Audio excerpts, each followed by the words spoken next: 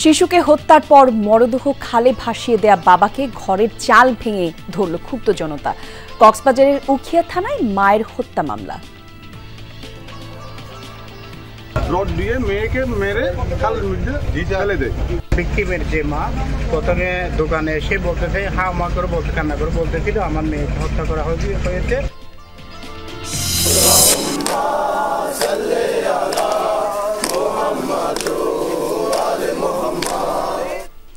পবিত্র আশুরায় চট্টগ্রাম সহ বিভিন্ন স্থানে তাজিয়া মিছিল, কারবালার শোকাবহ ঘটনা স্মরণে নির্বিঘ্ন আয়োজনে কঠোর নিরাপত্তা।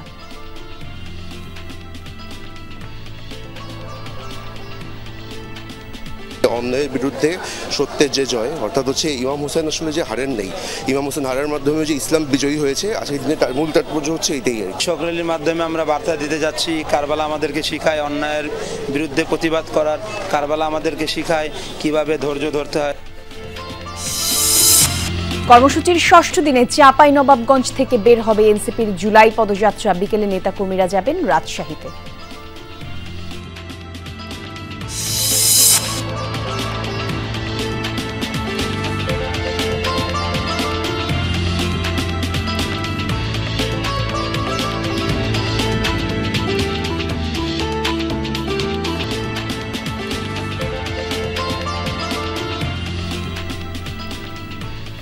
সংবাদ দেশে আমন্ত্রণ সবাইকে। আপনাদের সঙ্গে আমি জান্নাতুল কুলি আছি। শিরোনাম দেখছিলেন, জানাবো বিস্তারিত।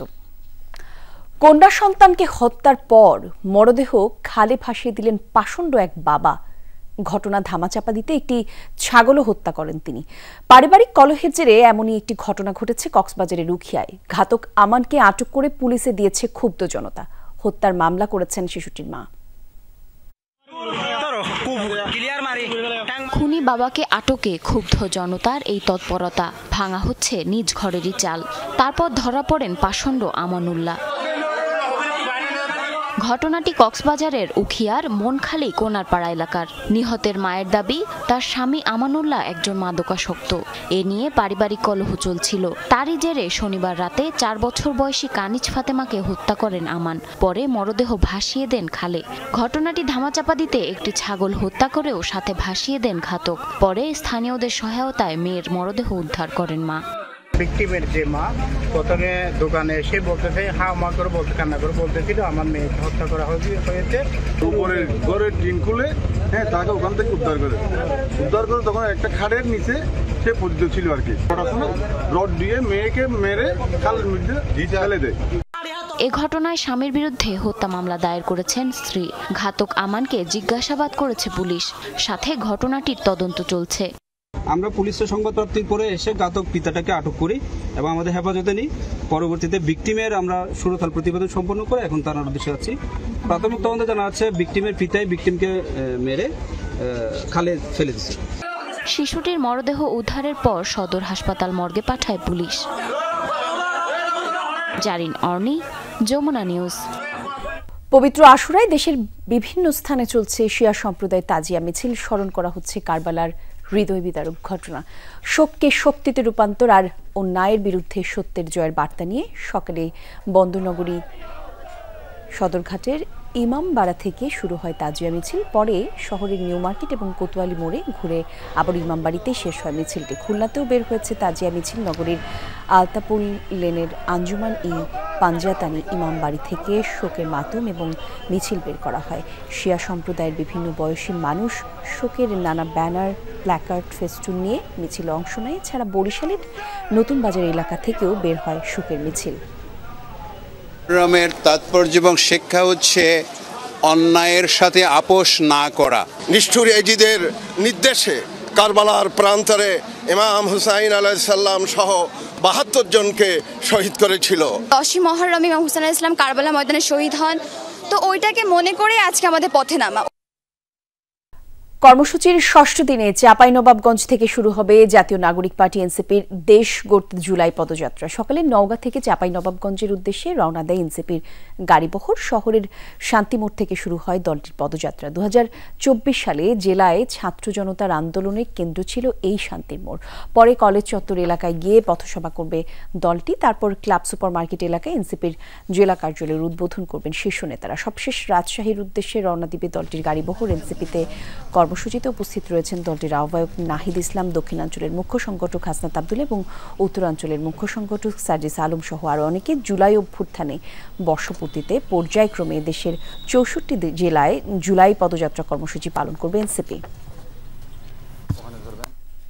এ বিষয়ে আরো বিস্তারিত জানাতে চাঁপাইনবাবগঞ্জ থেকে সহকর্মী মনোয়ার হোসেন জুয়েল যোগ দিচ্ছেন। জুয়েল, এনসিপির নেতৃবৃন্দরা এখন কোথায় পৌঁছেছেন? পদযাত্রায় কখন বের করবেন তারা আমাদেরকে একটু জানাবেন।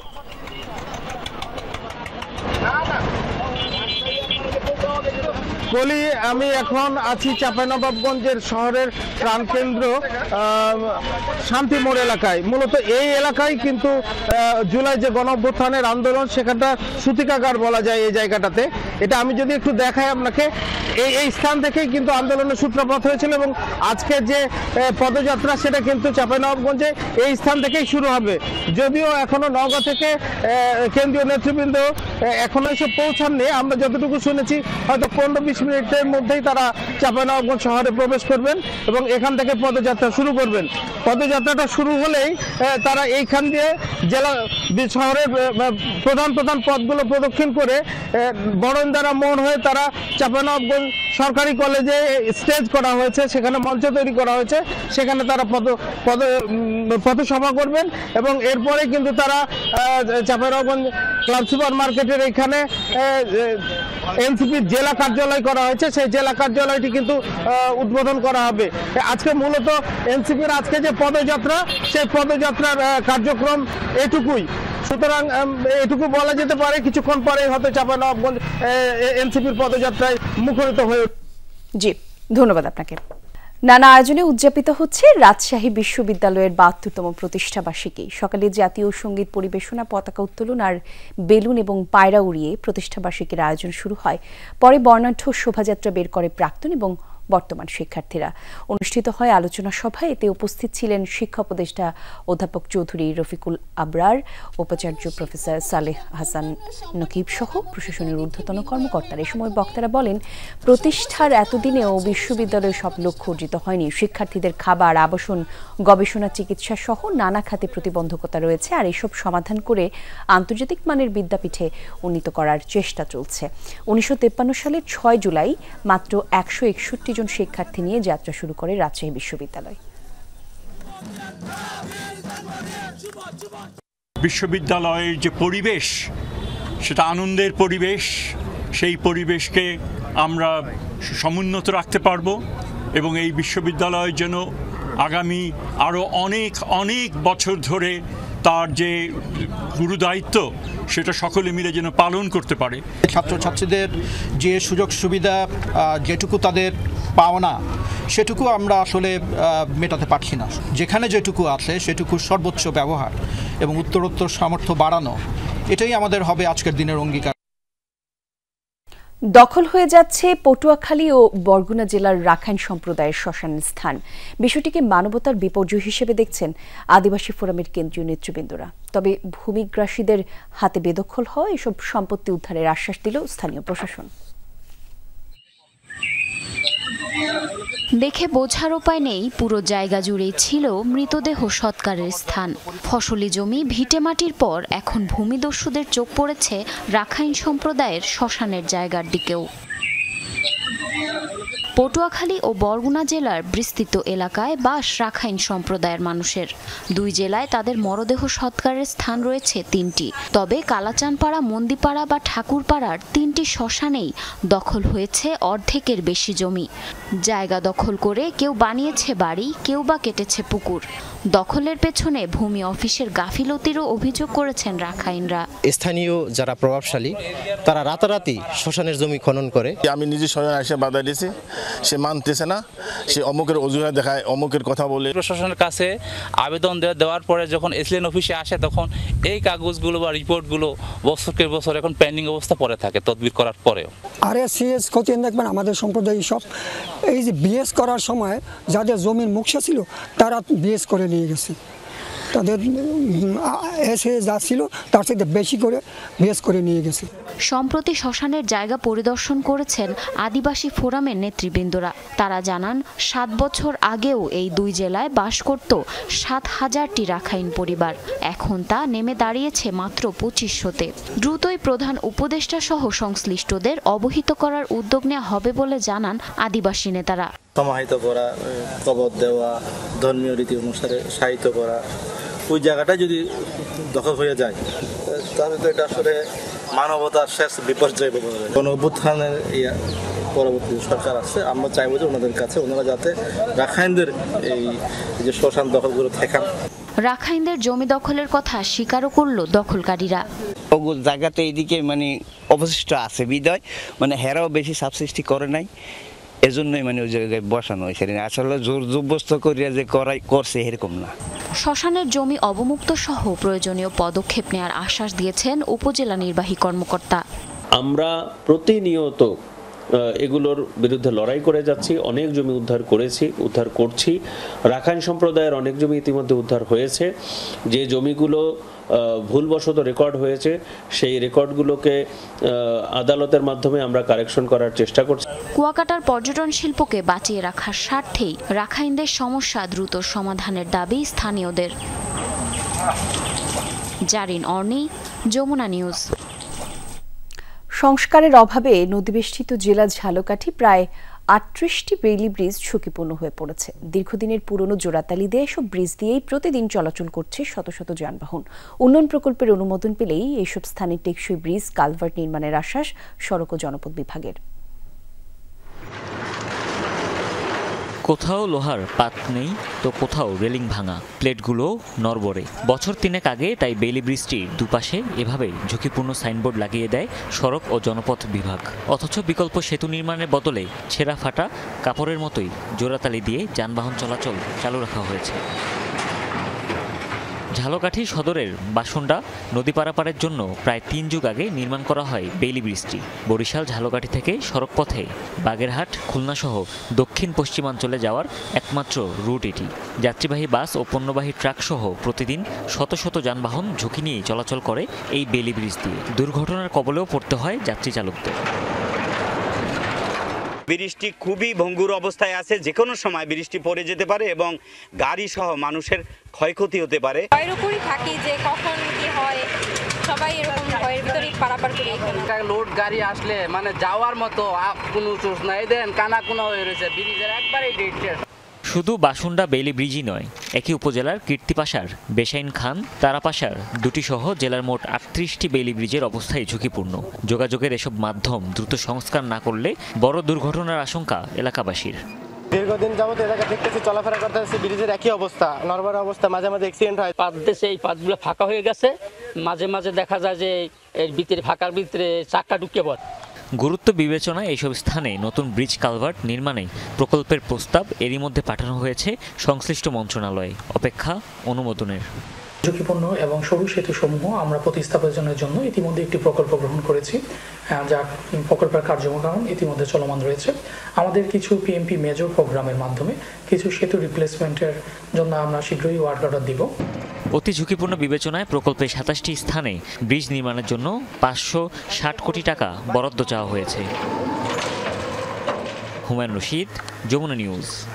মুন্সিগঞ্জের শ্রীনগরের দলিল লেখক পট্টিতে ঘটল ভয়াবহ অগ্নিকাণ্ড, পুড়েছে অন্তত 19টি ঘর। শনিবার দিবাগত রাত 2টার দিকে উপজেলার রেজিস্ট্রি অফিসের সামনে একটি দোকানে হঠাৎ আগুন লাগে। মুহূর্তে সেই আগুন ছড়িয়ে পড়ে পাশের দলিল লেখক পট্টিতে, আর পুড়তে থাকে জমি জমার নথিপত্র। এক পর্যায়ে ভয়াবহ রূপ নেয় সেই অগ্নিকাণ্ড। আর ফায়ার সার্ভিসের 4টি ইউনিট 2 ঘন্টার চেষ্টায় সেই আগুন নিয়ন্ত্রণে আনে, তবে এই আগুনে কেউ দগ্ধ হয়নি। আর ফায়ার সার্ভিস জানিয়েছে তদন্তের পরই জানা যাবে ক্ষয়ক্ষতির পরিমাণ। 16 মে শ্রীনগর বাজারে অগ্নিকাণ্ডে শতাধিক দোকান পুড়েছে।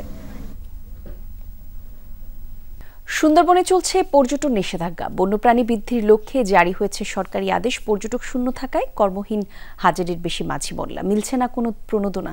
তবে সেপ্টেম্বরের আগে পর্যটক প্রবেশের অনুমতি দেবে না বন বিভাগ। একদিকে বিস্তীর্ণ সমুদ্র, অন্যদিকে সবুজে ঘেরা বন। ভ্রমণ পিপাসুদের অন্যতম পছন্দ সুন্দরবনের করমজল পয়েন্ট। টানা 3 দিনের সরকারি ছুটি, তবে ভিড় নেই দেশের সবচেয়ে বড় ম্যানগ্রোভ ফরেস্টে। প্রাণীদের প্রজনন মৌসুম বিবেচনায় পর্যটক প্রবেশ বন্ধ। জুন থেকে শুরু হয়ে জুলাই, আগস্ট 3 মাস কোনো পর্যটক প্রবেশ করতে পারবে না জীববৈচিত্র্যের এই অভয়ারণ্যে। ফলে অলস সময় পার করছেন প্রায় 1200 মাঝি মল্লা। 1200 মাঝি, আমাদের প্রায় 15,000 ফ্যামিলি। এদের আমাদের কোনো আয় রুজি নেই। সিজন আমরা 2-4 পয়সা রুজি করি, বাল বাচ্চা নিয়ে খাই। এখন আমাকে ডাল সিজন, এখন আমার কোনো রুজি রোজগার নাই। যদি ট্রিপ আসে করমজল নিতে পারতেছি না। পর্যটন সংশ্লিষ্টরা বলছেন টানা নিষেধাজ্ঞায় স্থবির হয়ে পড়েছে এ অঞ্চলের অর্থনীতি। উপকূলীয় বনের ওপর নির্ভরশীল জেলে বাওয়ালিরা প্রণোদনা পেলেও বাকিরা সহায়তা থেকে বঞ্চিত। পোস্টার চলতেছে, লাইটার চলতেছে, সে মৎস্য আহরণে রানী মাছের কোনো ক্ষতি হয় না। শুধু আমাদের সাথে আমরা নয়, ভ্যানালা জড়িত, দোকানদাররা জড়িত, চার দোকানদাররা জড়িত, ব্যবসায়ীরা জড়িত। সবাই ট্যুরিস্ট আসলে তাদের কাছে খাদ্য খাবার বিক্রি করে, সদাই বিক্রি করে। বন্যপ্রাণী প্রজনন কেন্দ্রের কর্মকর্তা জানান, বনের জীববৈচিত্র্য রক্ষায় প্রশাসন কঠোর ভূমিকায় রয়েছে। গত কয়েক বছর ধরে চলছে এই নিয়ম। একটা লোক ঢোকার সুযোগ নেই, অন্যদিকে সব জায়গায় আমাদের সোর্স লাগানো আছে। আমরা মোটামুটি যতটুকু সম্ভব চেষ্টা করতেছি এটা দেখার জন্য, এবং কোনো পর্যটক আসতেছে না। আশা করি এইভাবে যদি চলে তাহলে অন্তত এই সুন্দরবনের যে স্বাস্থ্য যাকে বলে, অর্থাৎ বন, বন্যপ্রাণী, মৎস্যপ্রাণী সব কিছু একটা পরিবর্তন আসবে।